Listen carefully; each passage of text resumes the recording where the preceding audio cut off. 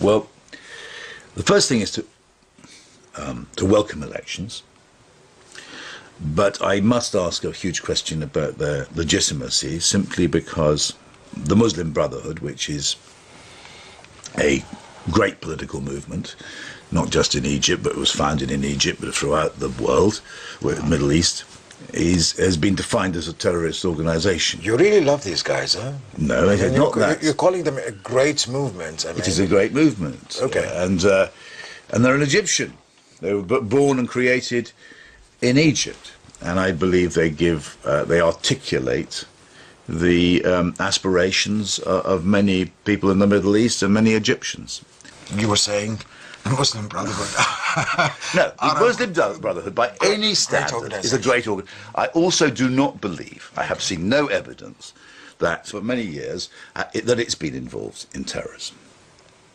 Okay. In Egypt. I mean, I see it as being a pragmatic, a cautious movement, which many of whose leading figures were remarkably brave, because they were not allowed to agitate by the military regimes which have run Egypt for so many years. Okay, how about the investigation that's been called for by the British government here? Do you stand against it? I think it's completely mad, yeah. Why do you think the government here has decided to do that? Because I think it's done so because it wanted to please Saudi Arabia. Why is that? I mean, why please Saudi Arabia? Saudi Arabia is terrified of the Muslim Brotherhood because it has its own brand of political Islam, which is not democratic in any way. It has a autocratic royal family, and Muslim Brotherhood speaks for. And this is why it must be part of any political solution in Egypt, very often for the poorest and least advantaged people. It's non-violent in Egypt. What is non-violent in Egypt? The Muslim Brotherhood. How do you know? I have seen no evidence of any kind of Muslim Brotherhood terrorism, and I think the allegations are politically motivated and don't carry weight. Why do we come and say these are allegations are politically motivated and these are not allegations and they are proven, even though neither this is proven nor this is proven? I've seen no evidence at all, and I have looked into it. You have looked into it. British government was trying to please Saudi Arabia.